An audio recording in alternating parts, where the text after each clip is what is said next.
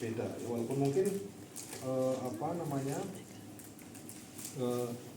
pakai dia misalkan pasien dewasa pun, tapi harus dicek ya, karena mungkin tidak semua hidungnya mancung gitu, ada juga yang mungkin minimalis gitu kan. Jadi harus dicek. Jadi nggak boleh lebih dari setengah dari ukuran lubang hidung si pasiennya ya. Kemudian juga dicek dulu kira-kira ada sumbatan nggak di sini ya kan. Kalau mungkin juga pasiennya ini pasca misalkan kecelakaan misalkan hidungnya terkena ya, mungkin kita harus akhirnya pakai alternatif lain. Jadi mungkin bisa langsung intubasi ataupun dikasih untuk oropharyngeal tube, nanti bisa juga lewat sana, bisa masuk juga ke kateter.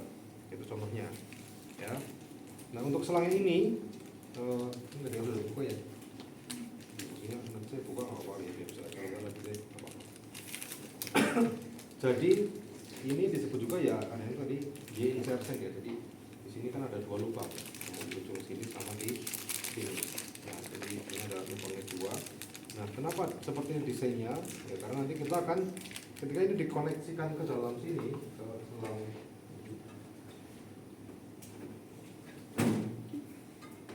Jadi kita akan masukkan ini ke sini ya, kesambungkan konektor ini ke mesin. Ya, sebenarnya ini untuk nutup. Ya, jadi kan tutup. Ya. Di sini juga ada lubang lagi, tapi tidak hanya di ujung, tapi di samping sini juga ada dua lubang ya, di kanan dan kiri. Jadi ada total 3 lubang di sini selang suction ini ya, karena ya tadi tujuannya adalah menghisap di sepanjang tube kan, saluran ya seperti selang ya kan. Nah, jadi kalau hanya di ujung kan nggak semuanya kena, jadi di samping-sampingnya harapannya nanti juga bisa tersisir, tersapu, akan terhisap ke dalam mesin ini, ke dalam selang ini ya. Lalu dengan dekatnya di sini ya.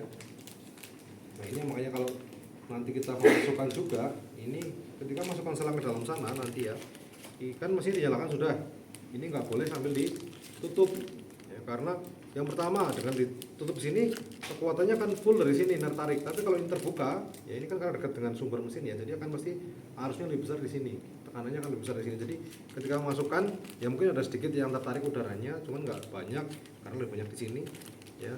Tapi kalau ini ditutup, kalau kita masukkan jelas sulit masuknya karena keburu nempel-nempel di semenjang dinding mukosa. Selain itu ya nanti semakin banyak oksigen yang pasien lagi bernafas, ini dari dimasukkan ini sudah disedotin udaranya ya, pasien nanti bisa turun saturasinya, jadi hipoksemia. Nah baru ditutup ketika ini sudah masuk semua nih dalam sana, baru kita tutup dan sambil kita tarik ke luar ya, itu jadi namanya suctioning ya, membersihkan tadi, menghisap begitu ya. Ketika sudah masuk dalam kita tarik. Nah baru kita tutup, ini tidak boleh lebih dari 10 detik ya, tadi karena dengan 10 detik kalau misalkan kita nafasnya setiap 3 detik ya, kalau misalkan 20 detik aja kelamaan misalkan ya, masuk ini ya kan, ngobrol sama keluarganya, oh iya bu sehat ya bu, iya malah di bawah sorot gini kan. Nanti kalau ada monitornya, kalau nggak ada monitornya nggak tahu, kalau ada monitornya pasti akan bunyi ya kan, ada alarm dia saturasinya turun ya kan. Jadi harus diperhatikan, nanti sudah tutup ini tarik tidak boleh lebih dari 10 detik. Tapi ya nggak cepat juga ya, sakit karena ini kan menempel di mukosa di seret gini kan ya. Jadi tetap ada tekniknya ya, bagaimana diatur, makanya di sini kita belajar. Oke ya, jelas ya soalnya. Untuk mesinnya, nah ini kadang ya, karena memang mesin ini adalah portable, jadi harus disiapkan nanti ketika di ruang tindakan. Jadi kalau di bangkal itu ada ruang tindakannya, maksudnya kan peralatan ya yang mau dipakai ataupun sudah habis dipakai nanti dibersihkan di sana ataupun akan diambil di sana ya, masuk alat-alat ini semua. Nah karena portable jadi otomatis kita butuh arus listrik ya, ini belum ada yang pakai power bank ini kalau jadi harus pakai arus listrik. Nanti repotnya apa ya, jadi nanti pastikan di bangsal itu misalkan kalian mau bawa ini ya cukup panjang misalkan, ataupun listriknya itu terjangkau, karena kan kabel jelas pendek ya, nggak cukup panjang banget ya, kabel paling 1 meter misalkan ya. Jadi jangan sampai nanti misalkan colokannya penuh nih stekernya nih penuh, ada pasang monitor malah dicabut misalkan buat obat misalkan kan, buat nanti ini kan juga nggak tepat ya. Jadi butuh misalkan butuh roll ya disiapkan, jadi itu kesehatan. Terus juga jangan lupa setelah sebelum dipakai juga, setelah ada alatnya misalkan dicek dulu, dicoba ya, jangan sampai nanti sudah sampai tempat pasien ternyata rusak.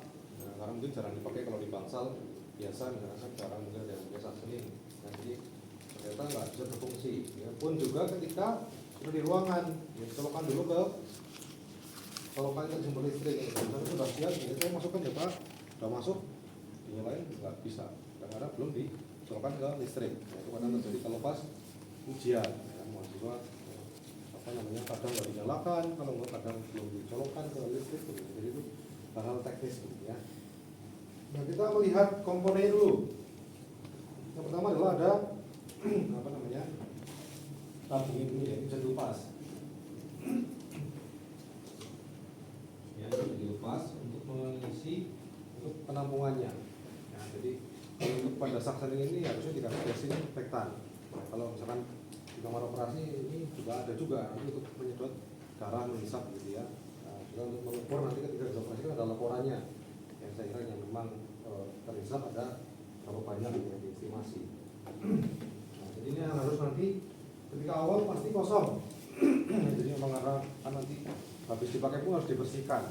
Ya, jangan sampai menumpuk ya, nanti malah jadi enak bakteri di sana.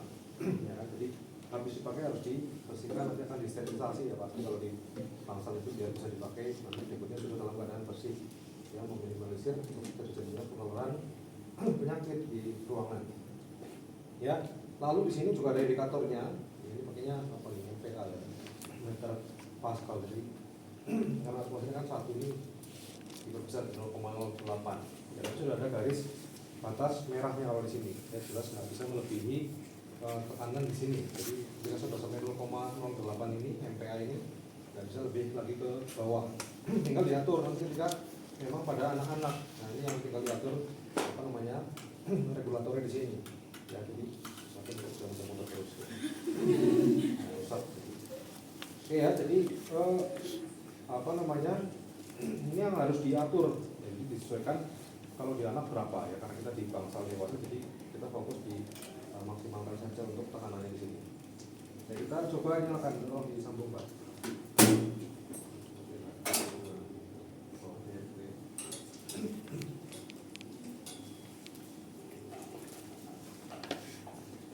Ya, kita cek dulu nyala nggak?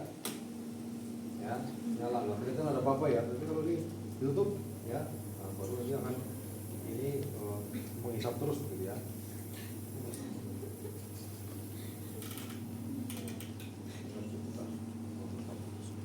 Ya, jadi kalau semakin pol ini, jadi kalau diputar-putar nanti kalau dipakai rusak ya. Jadi terus tuh kan bertambah 0,08 gitu. Jadi nggak bisa akan lebih dari sana ya kan? Nggak lebih kan? Kita menentukan. Untuk melihat seberapa kuat sedotannya ini bisa dilihat di sini. Nah, ya. Nah, bisa nyangkut. Jadi apalagi kalau misalkan terlalu lama ditutup, misalkan saya seperti di mukosa tadi, kalau kita paksakan ya tarik malah bisa nanti ada luka ruptur di perdarahan di mukosanya. Jadi harus hati-hati ya, karena cukup kuat di sini. Kalau sudah tersambung di sini sudah cukup kuat. Kalau di tangan ini karena tipis sih nggak apa, tinggal saja nggak pasang ya. Jadi ini untuk set alatnya, kita bisa matikan, ini sudah nyalakan, kita terhubung ke sana dan sudah pasti bisa pakai. Oke ya, kita bisa mulai ke tindakan saja. Kita tentunya dalam proses ini ya, kita sudah membaca rekam medis pasien, sudah jelas siapa pasiennya dan memang sudah tertanda inform konsen, sudah memang menyetujui untuk tindakan saksening ini ya. Kita sudah juga mempersiapkan alatnya, sudah dicek tadi mesin saksinya sebelum dibawa ke tempat pasien ya. Nanti dulu kita sudah validasi diri kita ya, kita memang siap untuk melakukan saksening ya. Jadi memang kita bisa ke pasien, cuci tangan, lalu bawa alat-alatnya ke dekat pasien ya. Kita lalu menuju ke pasien untuk orientasi begitu ya. Selamat pagi Pak, kalau misalkan sadar ya mungkin masih bisa komunikasi, tapi kalau tidak tetap kita harus komunikasi ya dengan Bapak X ya, usia sekian, lalu tempat tanggal lahir ya sesuai dengan data di rekam medisnya. Ya, perkenalkan Bapak, saya perawat Anwar Sumeru begitu ya, bertugas di pagi hari ini sampai siang nanti. Ya, yang sudah disampaikan mungkin oleh dokter mungkin kemarin dan juga disetujui oleh keluarga. Kalau misalkan nggak sadar gitu ya, bahwasanya Bapak akan dilakukan tindakan penghisapan cairan di saluran nafas ya. Jangan bilang suctioning, nanti nggak ngerti ya, pasiennya kalau suctioning bisa nggak mengerti ya. Jadi bilangnya adalah penghisapan cairan di saluran pernafasan ya. Nanti waktunya paling hanya 5-10 menit saja gitu ya, dan Bapak cukup berbaring di tempat tidur biar saya melakukan ya. Lalu nanti mungkin rasanya agak sedikit kurang nyaman karena saya harus memasukkan selangnya ke dalam hidung dan nanti akan dihisap dengan alat, akan sedikit ditarik, pasti rasanya agak kurang nyaman gitu ya. Jadi mohon kerjasamanya Pak biar saya mudah melakukannya ya. Kalau nanti berhasil begitu ya, nanti saluran nafas Bapak jadi bersih ya, sehingga Bapak pun nafasnya lebih bagus, ada oksigen yang lebih banyak yang masuk ke dalam paru-paru ya. Dengan oksigen yang cukup tadi akan mempercepat proses penyembuhan pada Bapak, tentunya mencegah mungkin penularan penyakit ataupun saluran di gangguan di saluran pernafasan gitu ya Pak. Saya harap sudah jelas biar kita bisa segera untuk memulai tindakannya. Jadi posisinya adalah kalau memang memungkinkan diposisikan semi crawler. Tujuannya apa? Membuka saluran nafas sebetulnya bukan duduk semi crawler, tapi diekstensikan gitu ya. Tapi kalau semi crawler itu tujuannya adalah untuk mencegah terjadinya aspirasi ya kan? Ya nggak apa-apa, biar kalian bisa lebih berpikir kritis lagi. Kenapa nih kadang suctioning NGT begitu ya diposisikan semi crawler ya, versi yang dalam mulut itu seperti juga termasuk misalkan oral hygiene begitu ya, termasuknya sebetulnya ya, itu juga diposisikan dengan semi crawler tujuan mencegah aspirasi. Aspirasi itu apa? Kembalinya cairan. Aspirasi masyarakat kemudian tergantung DPR gitu. Itu bukan apa dong aspirasi?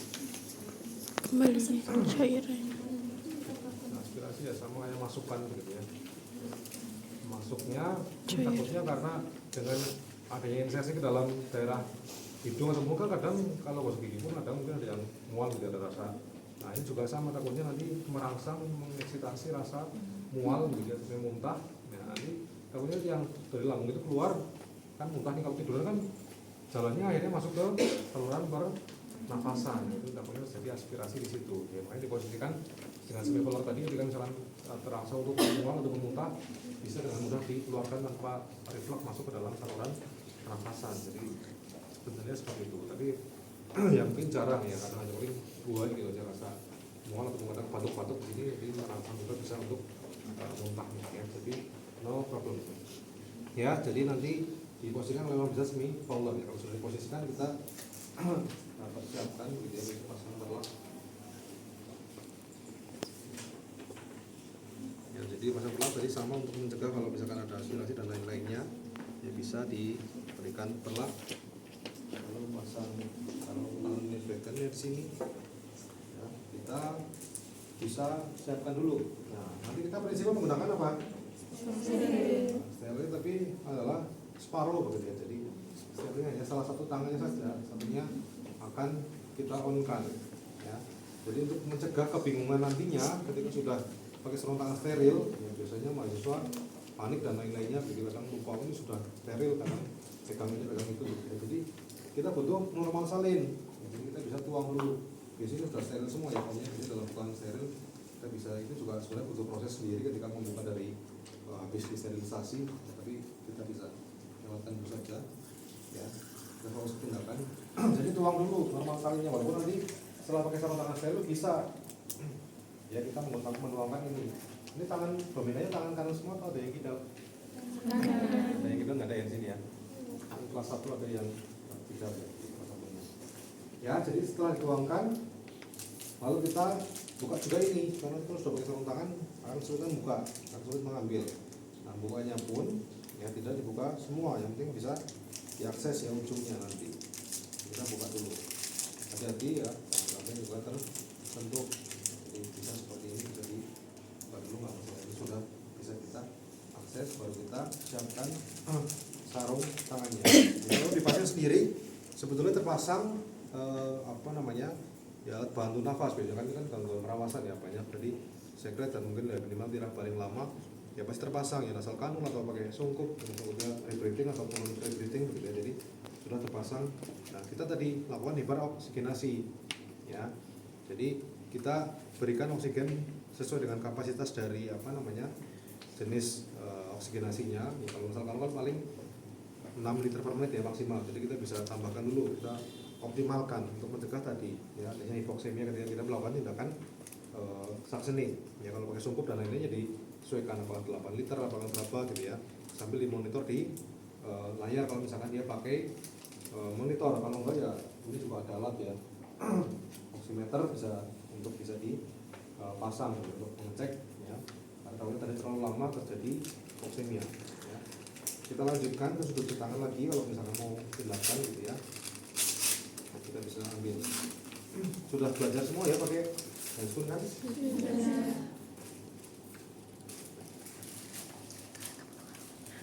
Kalau yang pakai perhiasan ya di mata ya kalau melakukan tindakan.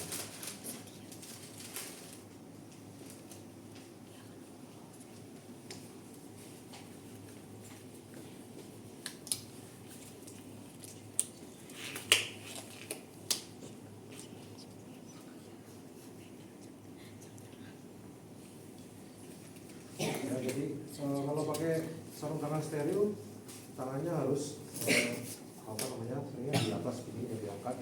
Jadi biar kita sadar ini sudah tidak ke bawah gini, nanti sarung tangan nempel dan lain-lain. Jadi kita sering dokter akan berikan ke bawah ya, lumayan ya, banyak prosedur ya. Nah ini tadi, ini adalah kalau yang dominan tangannya kanan, ini pastikan tetap steril. Ya, kalau pakai yang kiri, tadi belum pasang NaCl kan, belum dikasih NaCl kok ini bisa kita on kan yang kiri, kita pencet lalu kita bisa tuangkan ke sini ya. Ini kita tutup lagi. Yang kedua adalah kalau ini yang belum kebuka tulang saksinya ya, paling hanya bisa nanti kita tolong misalkan teman perawat yang lain, cuma kan merepotkan akhirnya, harusnya semua kan bisa disiapkan sendiri, kenapa akhirnya nggak bisa. Ya jadi kalau sudah seperti ini tadi jangan lama-lama ya, maksudnya kita ketika pakai sarung tangan dan lain kan harus cepat karena paling 2 menit nanti ini sudah cukup oksigenasinya ya. Jadi kalau memang sudah 100% biasanya kan akan naik turun ya, kalau kita normalnya ya orang itu kan 99, 100, 98 gitu kan kalau status oksigenasi ya. Jadi kita kemudian bisa siapkan ke sininya ya, karena ini sudah on kita bisa ambil. Nah, ini caranya juga harus diperhatikan ya, karena yang steril kan bagian dalam ya, kita ambil di sini ya, hati-hati. Lalu ketika ambil sebaiknya langsung aja digulung seperti ini ya, jadi biar nggak kemana-mana. Saya contohkan ya, saya on kan misalkan nanti ini hanya simulasi ketika ngambil tadi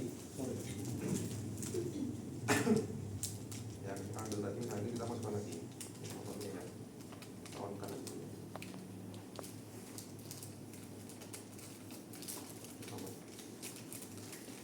Ya itulah oke ya. Jadi kalau ngambil kayak gini kadang kalau pasien mahasiswanya nggak tahu itu gini ya, jadi nggak hasil lagi ya. Jadi makanya kalau saya prefer tadi langsung digulung saja ketika ngambil, pun ketika nggak digulung langsung akan sulit ya. Ini nggak akan patah, nggak akan kenapa selang ini akan lebih secure ya, akan lebih aman ketika kita gulung seperti ini. Jadi nggak akan nyasar kemana-mana, nggak akan nempel kemana-mana. Oke, jelas ya seperti ini ya. Ya, kita lanjut. Lalu kita yang tadi yang ini kita ambil selangnya ya, selang ini ya, kita lalu pasang ini kelamaan sambil menceritakan seperti dengan pasang aja. Yang tadi masih steril ya, jadi ini juga perlu berlatih. Nanti kalau nggak pernah pelatihan, paling nggak pernah mencoba, nanti kebanyakan drama ketika ujian ya. Kadang masukin gini aja nggak bisa gitu ya, sulit banget gitu. Kalau gampang tinggal ditusuk aja, dimasukkan ya, dan memang nggak akan mentok ya, tapi tetap mudah. Cuma karena sudah grogi, tenaganya kayaknya hilang gitu kan ya. Masuk kan susah gitu ya. Jadi kelihatan kalau nggak nanti mencoba sekali. Nah kalau sudah seperti ini sebenarnya digantung sudah cukup kuat. Jadi nggak usah khawatir untuk pegang itu. Yang penting jangan merosot lepas begitu ya. Nah, jadi lepas malah jatuh ya, on ya harus diulangi lagi, harus diganti selangnya lagi. Ya, jadi ini aman sekali, sudah kuat. Nah, jadi nggak masalah. Ya kalau sudah, nyalakan, nggak apa-apa, nyalakan. Nah, Tadi kan ini masih steril ya, tapi kita akan on kan juga, tapi hanya di bagian konektor. Ya, ini hanya untuk di bagian konektor karena kita butuh untuk membuka dan menutup ini ketika sudah akan melakukan suctioning. Ya, jadi bisa dilihat karena ini dekat dengan sumber mesin, jadi ini banyak tenaganya di sini, banyak udara masuk lewat ke sini, jadi aman di sini kita masukkan ini karena udara nggak nyedot dari sini dari dalam, ini nggak akan nempel-nempel juga kemana-mana. Ya, tapi ketika ditutup suaranya berbeda di sini. Ya, ada suara berbeda yang keluar dari sini. Ya, jadi memang kekuatannya semua tertarik dari ujung sini, dari ujung selang suction ini. Ya, jadi, nah ini contohnya ya, kalau dimasukkan kita nggak sadar gitu ya, sambil tutup pasti sulit.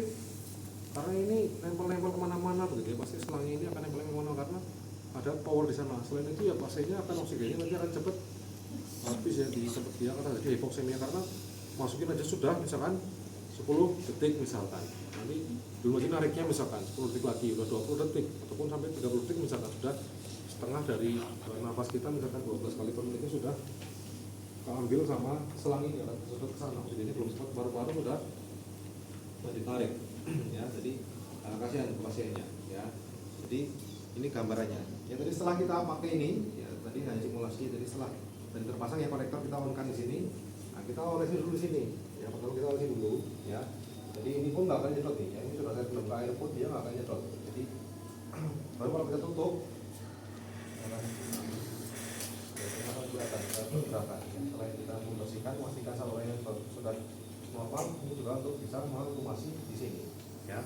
Nah, jangan lupa ini aslinya kan ada tadi selangnya, ada apa namanya, kanul maupun ada sungkupnya ya, kita lepas dulu, entah dinaikkan ataupun diturunkan tidak masalah ya. Lalu kita sampaikan kepada pasien, Pak, nafasnya biasa saja begitu ya, nggak usah khawatir, tenang saja, saya akan masukkan, mungkin agak sedikit kurang nyaman, nafas tetap nafas, jangan turun, nah nafas nggak masalah, nggak akan berpengaruh apa-apa ya. Ya memang akan sedikit kurang nyaman, ini dimasukkan selangnya ya. Jadi untuk bisa mudah tadi di ekstensinya di sini, makanya kadang saya pegang di bagian dahi sini pasien biar agak sedikit menengadah, tapi jangan sampai hiperekstensi ya, jadi nggak boleh hiperekstensi ya. Kita masukkan ya, selangnya, jadi masukannya kadang ya dirasa gue atau mungkin pengen muntah begitu ya. Lalu juga kadang juga kalau sampai terakhirnya kadang akan refleks batuk-batuk ya, karena kan rasanya mungkin di sana kan banyak sensor ya, banyak pilih-pilih, jadi kadang gitu kan banyak respon batuk tadi. Ini karena di manekin nggak bisa maksimal ya, nggak bisa mentok sampai ke dalam. Misalkan aja sedikit lah, 5 ataupun 10 cm agar kita bisa menarik lebih banyak sekret tadi dari saluran pernapasan pasien. Begitu ya. Nah, baru setelah tadi seperti ini, baru kita akan tutup di sini. Nah, ini yang kadang apa namanya harus diperhatikan ya. Nah, setelah tertutup tadi, gerakannya juga ada gerakan khususnya ya. Gerakannya adalah namanya sirkuler, kita memutar karena harapannya di dalam juga akan berputar, akan menyapu dinding-dinding dari sepanjang pipa-pipa tadi ya, di trachea tadi akan lebih banyak yang terhisap begitu kan, banyak cairan yang terhisap, jadi harus sirkuler ya. Jadi kita tarik terus begitu ya. Nah, kadang kalau mungkin ada edema ataupun mungkin karena menempel nih banyak sekretnya, kadang macet nih, jangan ditarik paksa ya, dilepaskan dulu aja sini. Nah, dibuka seperti ini, jadi kan akan kan sini, jadi nggak akan menempel di sini kan, tarik sedikit baru dihisap lagi. Jadi itu juga dilihat caranya begitu, jadi jangan terus macet tarik gitu, jadi nanti kasihan akan cedera ya. Jadi kadang juga dilepaskan begitu agar bisa lebih mudah narik aja, dan jangan lebih mudah, jadi jangan lebih lama dari 10 detik ya. Jadi setelah nanti ujungnya kita keluarkan. Lalu ya tadi dari posisi tangannya saya contohkan lagi ya, dari cara apa namanya memegang ataupun menarik selangnya ya. Kita masuk ke sini ya, nariknya jangan seperti ini apa risikonya nanti ketika ujung ini kan mungkin banyak lendir di sini kan, splash jadi mungkin akan ya tadi akan jadinya banyak menambah bakteri yang berkeliaran ya. Makanya kita di ujung sini harapannya nanti akan tertahan sedikit di di sarung tangan ini gitu ya. Jadi setelah keluar tadi ya, kita berikan hiperoksigenasi lagi pasang lagi nasal kanulnya ya, lalu kita sambil membersihkan ya, karena kan banyak sekresi yang mungkin sangat kental gitu ya sini, jadi kita bersihkan yang pakai ini lagi nah, ya, jadi kalau setelah nalar ini sudah sebenarnya ya on juga ya, kotor banyak kena mungkin tadi ya lendir dari pasiennya tadi, apa namanya, mukus dari pasiennya, tapi kan tetap cairan dari tubuh pasien, jadi masih flora normalnya lah ya, flora normal dari saluran pernapasan pasien. Jadi kita kalaupun mau pasang lagi tidak masalah. Setelah 1 atau 2 menit tadi beroksinasi kita bisa lakukan kembali dengan cara yang sama.